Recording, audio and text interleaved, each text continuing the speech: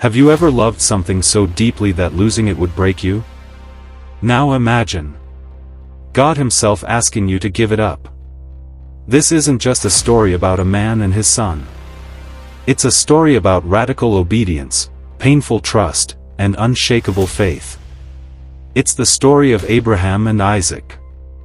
A test that proved one truth: when obedience hurts, faith opens heaven.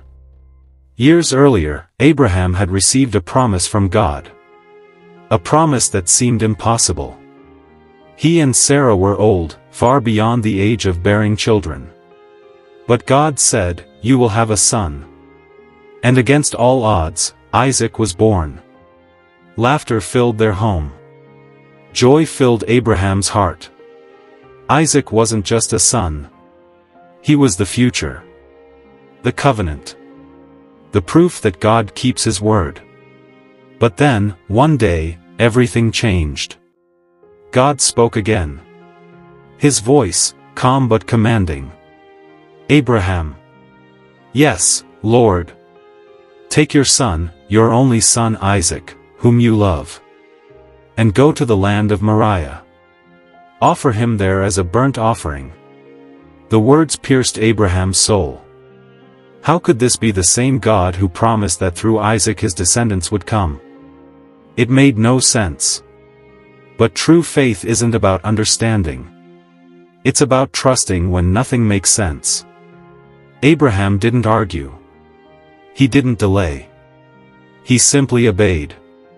Before sunrise, he gathered wood, saddled his donkey, called 2 servants, and took his son. No one else knew what God had asked him to do. He carried silence in his heart, and obedience in his steps. For 3 days they traveled. 3 long, painful, silent days.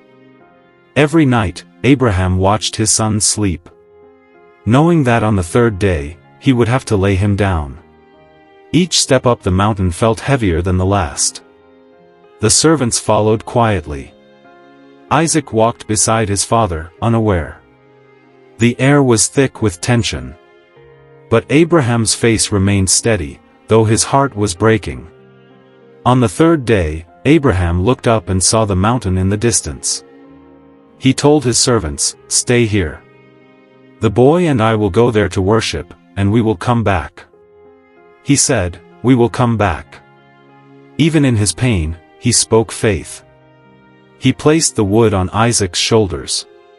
He carried the fire and the knife. And together, they began the climb. As they walked, Isaac turned to his father.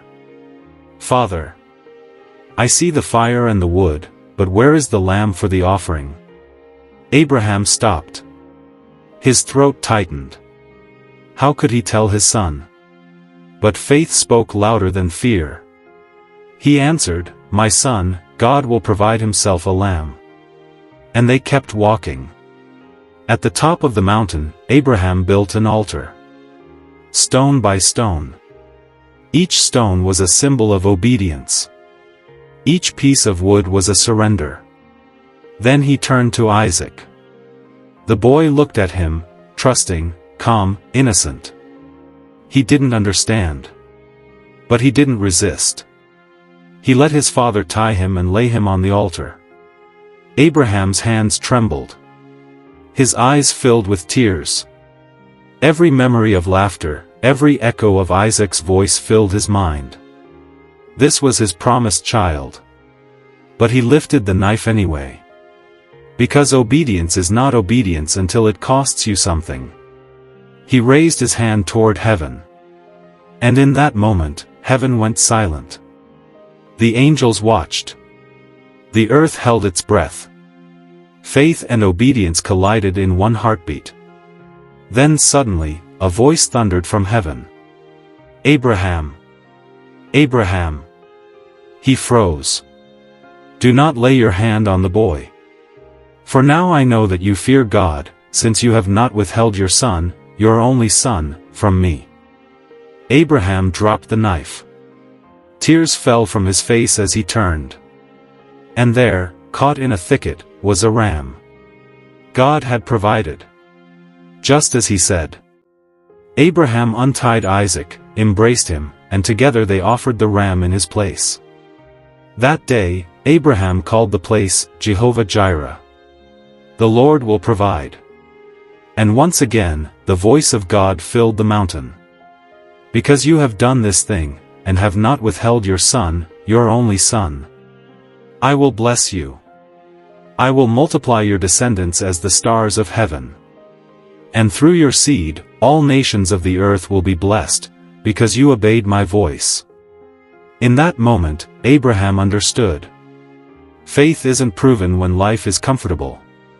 Faith is proven when obedience hurts. He walked down that mountain not empty, but filled with a deeper revelation of who God is. A God who tests, but never abandons.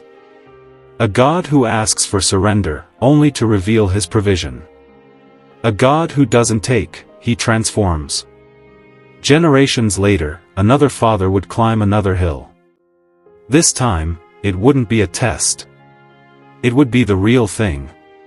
The father would offer his only son. Not to see if he could, but to save the world.